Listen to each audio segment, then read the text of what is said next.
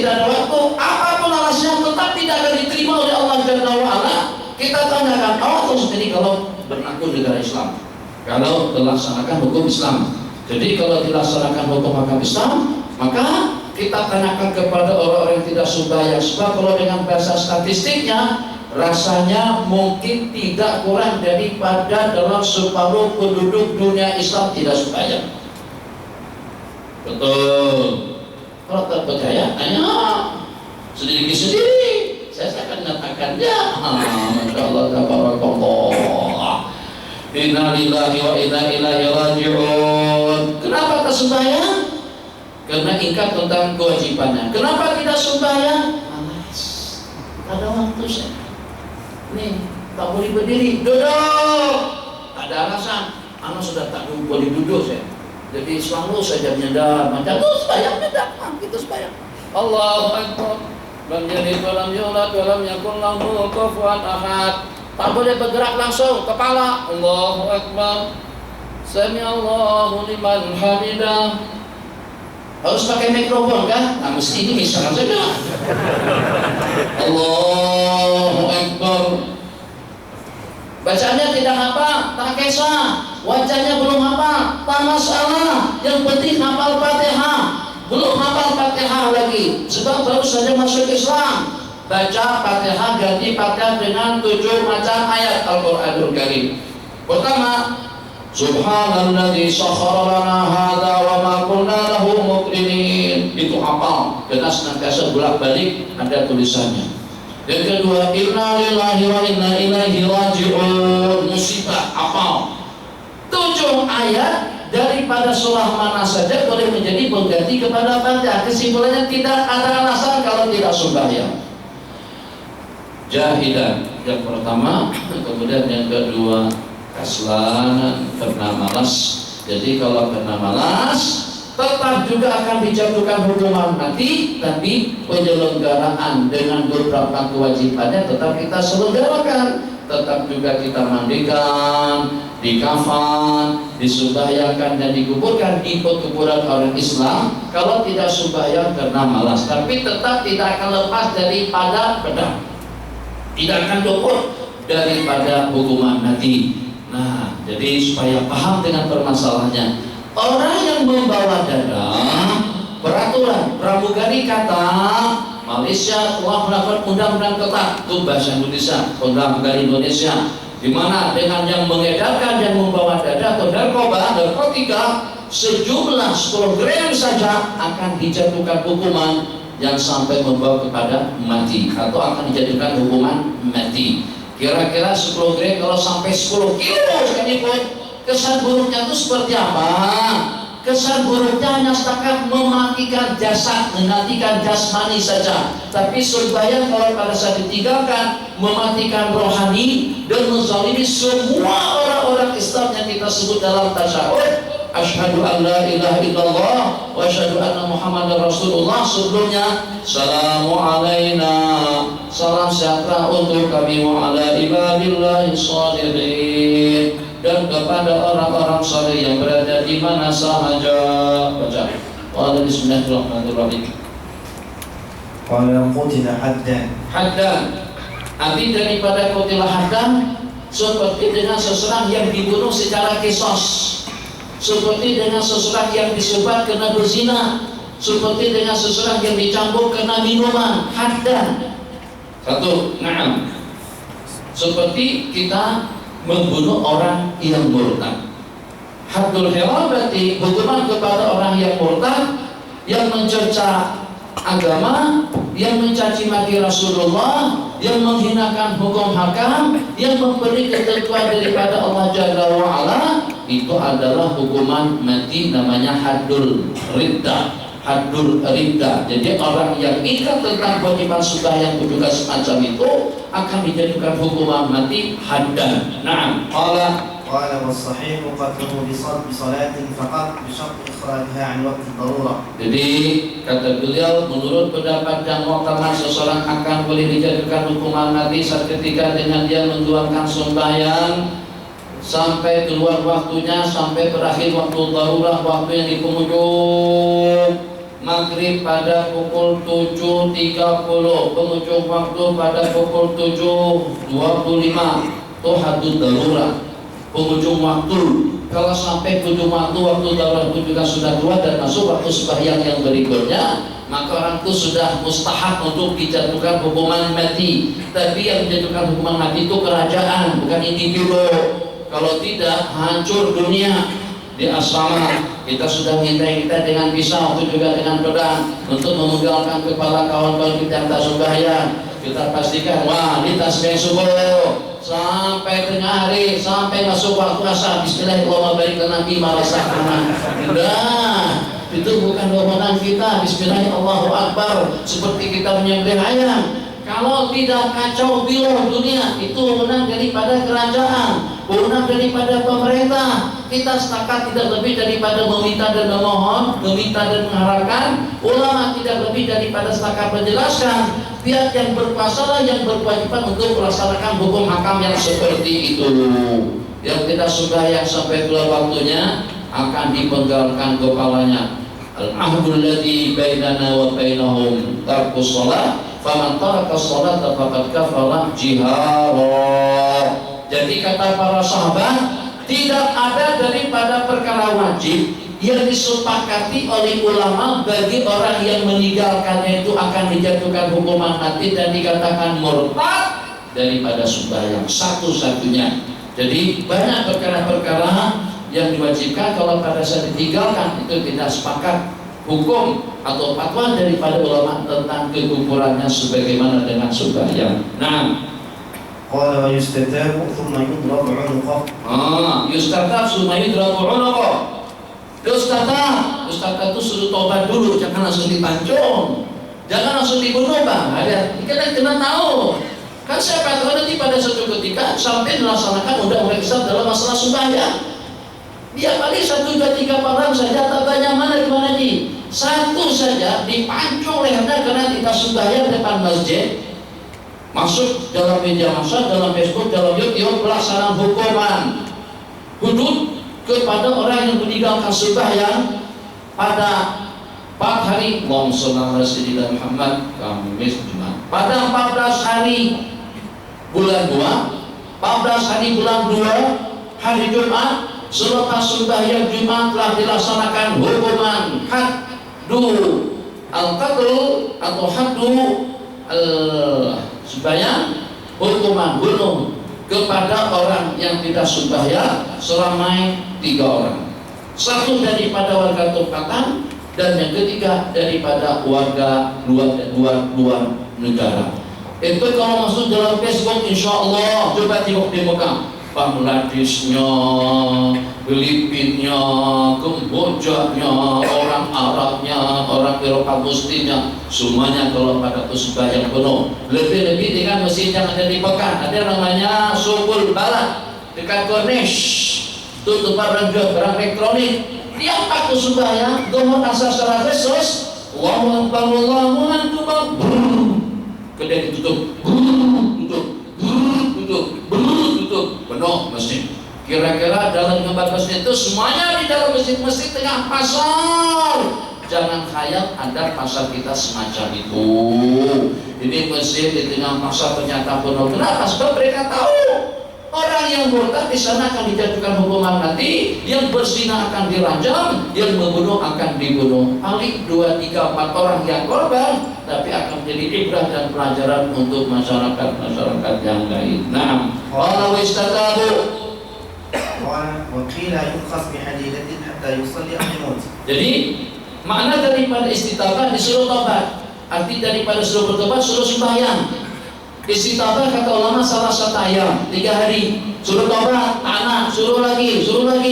Kalau sampai 3 hari tetap juga tidak melaksanakannya, qala yudrabu unuqah, baru kita pancung lehernya. Wakila, ada pendapat mengatakan wakila yunkhas bihadidah hatta yusalli wa yamut.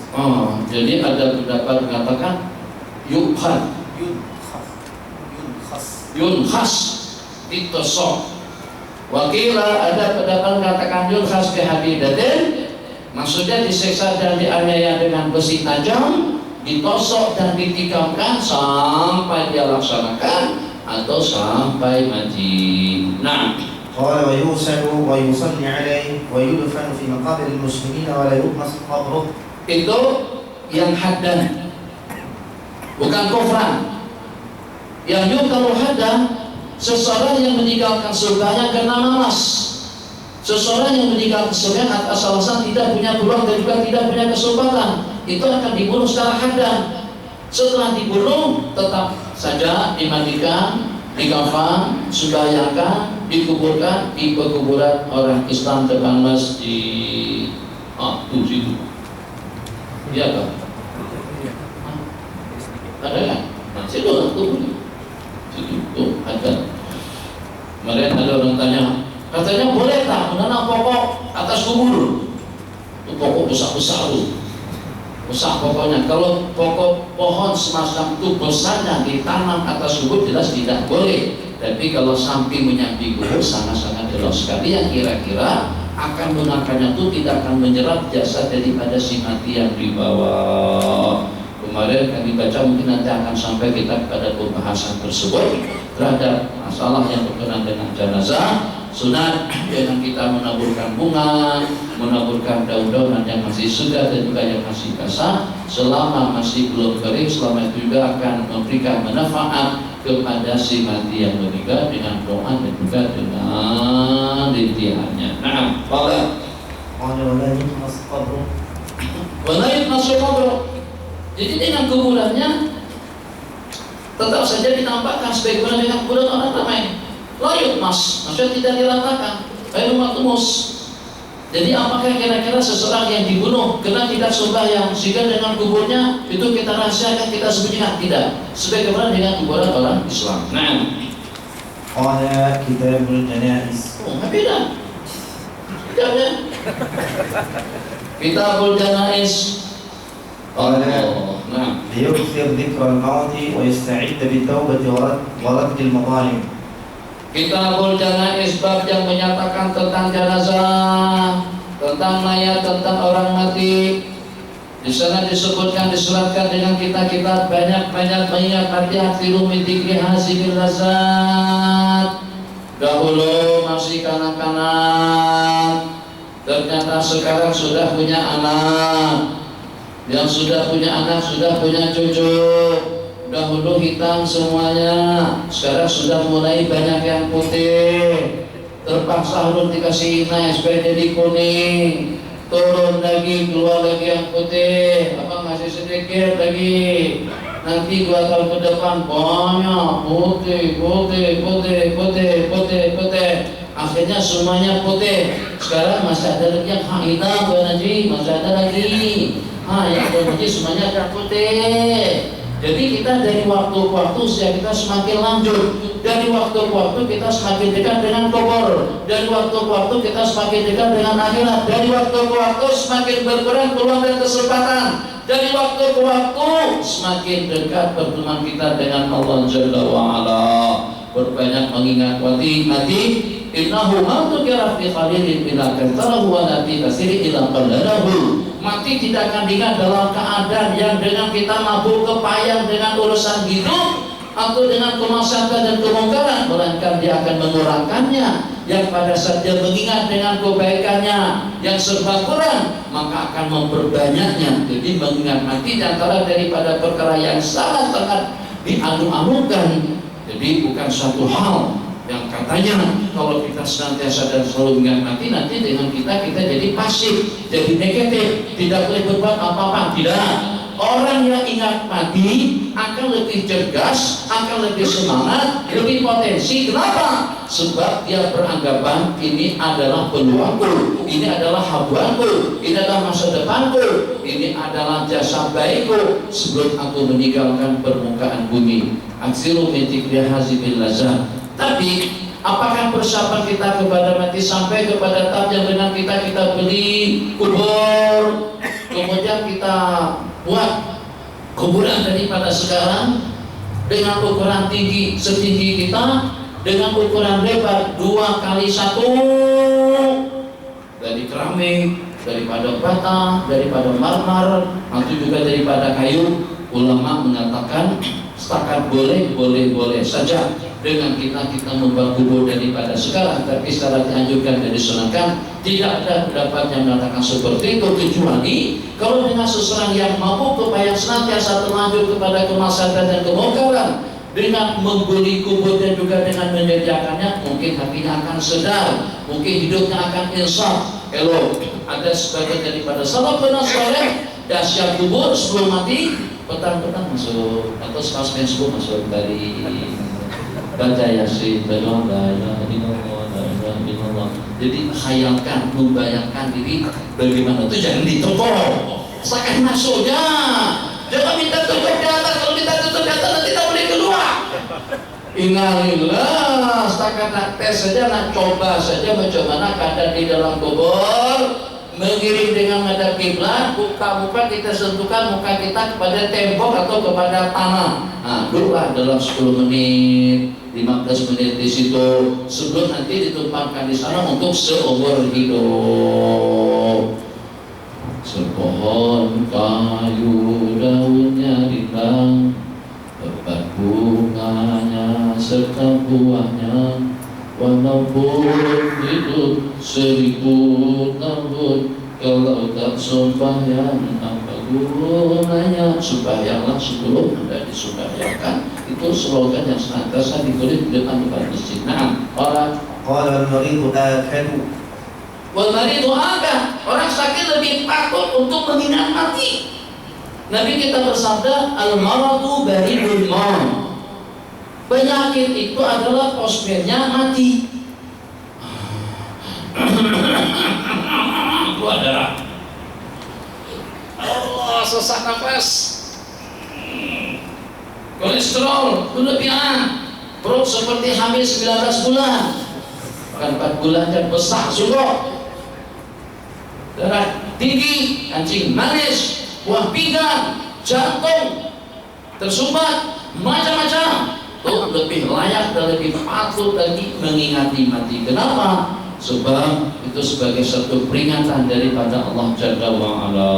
Nah, Qala yuqdi'u al-muhtabar bi jabhihi al-ayman ila al-qiblati 'ala as-sahih.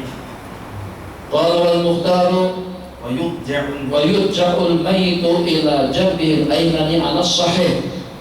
Menurut pendapat yang muhtamad pada masa dalam keadaan al-ihtidar, maka dengan seseorang itu yurja akan dibalikan kepada bagian yang sebelah kanannya seperti kita berada di dalam kubur, seperti posisi kita dalam kubur. Jadi posisi kita dalam kubur, bagaimana kita ke sana, kepala kita di situ, kaki kita di sini. Jadi kita mengiring. Jadi si mati dibalikan semacam itu. Si muhtabar, orang dalam keadaan nazar. Pendapat yang kedua, kaki kita arahkan ke arah kiblat dan kepala kita tingkat sedikit dengan bantal. Itu untuk detik-detik yang terakhir. Ya, kalau orang-orang saleh kadang-kadang menghadap sendiri.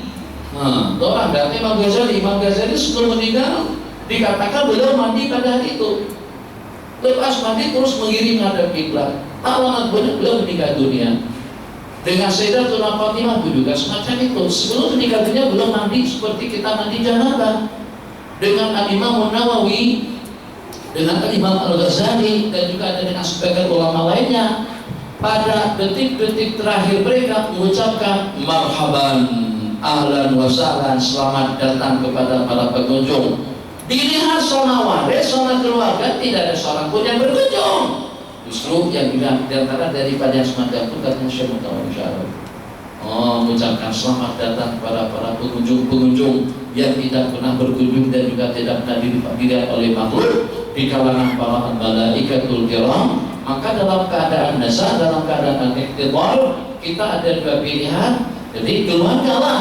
Jadi kalau tuan tuka manja pati patah paru panjang sudah dalam keadaan sakaratil, cepat-cepat kita posisikan ke arah kiblat dan kita talqinkan dengan kalimat La ilaha illallah. Ya, nah. Qala fa in ta'addara li dhiqi makanin wa nahwihi ulqiya 'ala qafahu wajhihi wa akhmasahu lil-qiblah.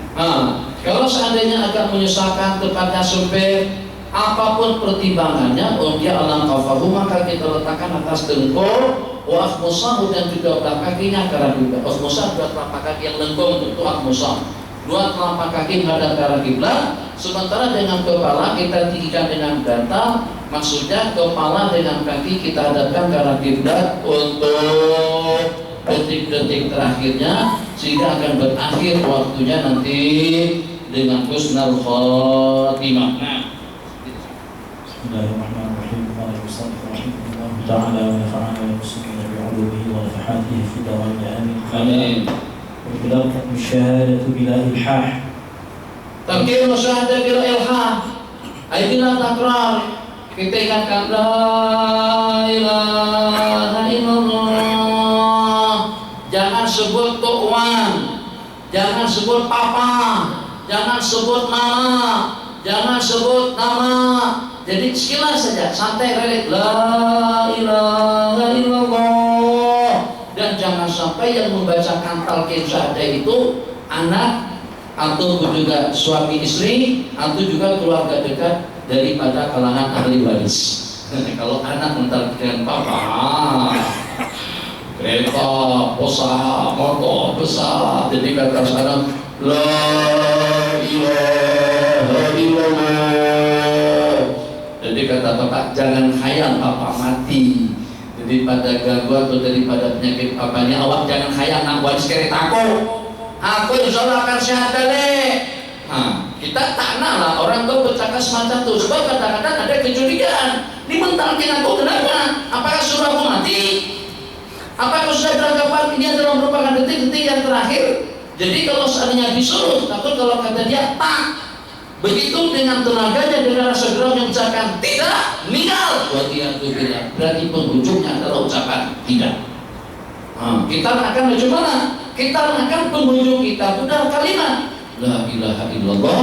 Nah, jadi yang mentalkinkan tidak ada hubungan keluarga, bukan di kalangan musuh. Minta maaf dengan bahasanya. Orang UMNO jangan mentalkinkan orang PAS. Kalau sama-sama pelatih dengan politiknya, bahkan dulu pernah bertanding, kalah 3 suara, datang lawan tadi tuh, aku tahun depan bertanding balik, terus meninggal pada itu. Akhirnya aku 5 tahun ke depan akan bertanding balik, begitu tahu ngaji. Celaka 12, kata orang Mesir, tidak ya celaka 60. Ya dibilang kesian orang begitu, juga sebaliknya seperti mutaham. Jadi jangan sampai yang mentalkinkan itu ahli waris, jangan sampai pasangan dua kisi kecuali dalam keadaan darurat, jangan sampai yang ada permusuhan antara yang mentalkin dengan yang ditalkin. Santai secara relax, la ilah, yang penting dia dengar. Kalau dia ada perintah sekali macam itu, dan stop. Jangan disuruh, ucapkan, jangan ilham, diulang-ulang, cukup dengan sekali saja, kecuali setelah ucap la ilaha illallah, Astaghfirullah ya Allah. Nah itu kita talqin lagi sekali, karena ada kata-kata ada hagaki. Atau kata dia letihnya ya Allah sakit, sekali lagi kita talqinkan. Jadi kita nakkan yang penghujung daripada kalimat orang tadi itu adalah ucapan la ilaha illallah. Ya Pak. Qala wa yaqra'u 'indahu Yasin. Wa yaqra'u 'indahu Yasin. Dan sudah dengan kita baca Yasin, nanti kita bersabda iqra' ala mautakum Yasin. Mautakum mempunyai 3 penafsiran. Mautakum padaku dalam keadaan nazar, mautakum kepada orang yang sudah mati, mautakum kepada si mati yang ada di dalam kubur. Sudah dengan kita membacakan Yasin, sebab Yasin kalau dibaca Yima akan menyembuhkan, Yima akan mempercepat kematiannya. Dikatakan bacaan Yasin itu akan memudahkan keluarnya roh, mudah untuk menghembuskan nafas yang terakhir. Tapi itulah tadi kita beramai-ramai yang kita itu sudah tidak sadar diri. Kalau masih banget jangan dibacakan Yasin. Marah orang. Ini masih sehat lagi, baru tadi minum habis 3 Coca-Cola, makan sate, lalu betul terus ramai-ramai Yasin apa? Awas sudah aku mati kan? Nah itu kita tak ada terjadinya hal-hal yang semacam itu. Yang kita bacakan Yasin itu orang sudah dalam keadaan nazar, sudah tidak tahu siapa yang ada di samping menyampingnya. Jadi dengan bacaan Yasin untuk menjemput, mengundang para al-malaikatul kiram, maka para malaikatul kiram itulah yang akan menghalau asyayatin. Cobaan yang paling dasar, ujian yang paling hebat itu waktu dalam keadaan nazar. Berat nanti setan ambil, kunci panggil, membantu dan penolongnya atau strategi sehebat-hebatnya bagaimana agar dengan seseorang itu mengakhiri hayatnya sebagai orang yang murtad, kafir, Yahudi, Nasrani, semuanya tidak berkenan kalau mati dalam keadaan Islam. Dua terakhir, qala wa yuhsin dhanahu bi rabbih subhanahu wa ta'ala. Itu harapan kita yang terakhir. Yuhsin dhanahu, hendaklah kita baik sangka ya Allah. Ibadah tidak dapat kita harapkan, sembahyang kita juga tidak khusyuk dan tidak ikhlas kadang-kadang, zikir ubudiyah kita apa adanya, ketelajuan kita, kesalahan kita, dosa-dosa kita, tapi jangan sampai berputus asa. Mencemanapun ya Allah, sebesar apapun kesalahanku, rahmatmu lebih besar.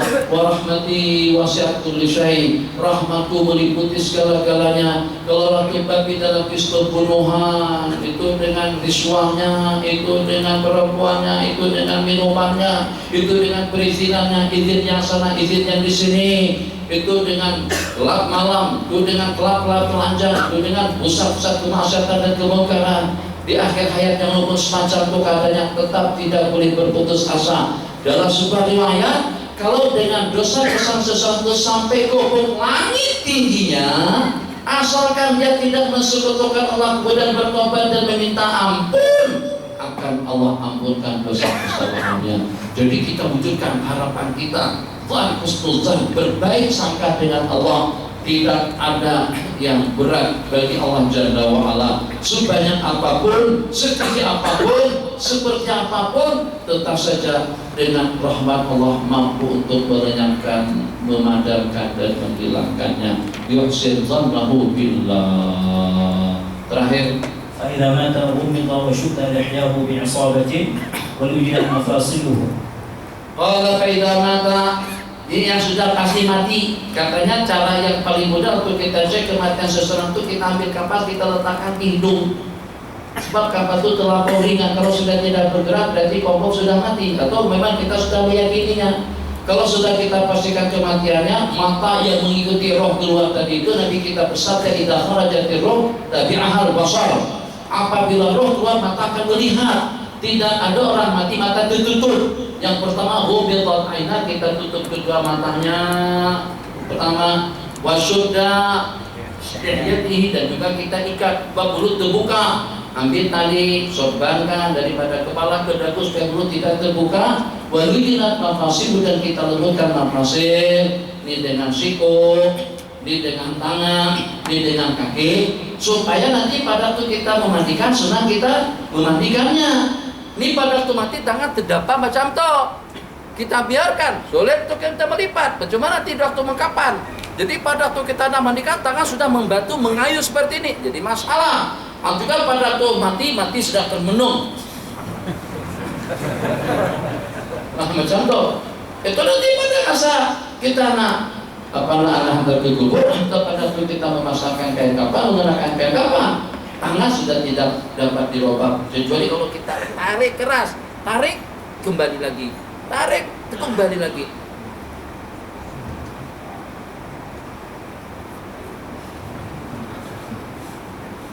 Karena sudah nyatu macam tu, susah. Nah, jadi selepas mati, selepas meninggal, itu semuanya tidaklah seperti senam robek lah, yang pelan lah, pelan yang cantik elok lah. Lembutkan supaya tangan boleh digerakkan nanti pada waktu kita mandikannya. Kaki juga semacam itu, mulut ditutup, kemudian tadi dengan mata dimajamkan, tutup pelan-pelan supaya tertutup, mulut juga ditutup, anggota tubuh dilembutkan untuk memudahkan kita pada tubuh mandikannya. Sumaqala Wasatara jami'u badanihi bi thawbin khafif. itu insyaallah nanti pada bulan akan datang. 10 menit. Silakan yang ada sekarang soalan. Hafiz. Salam berkatuh.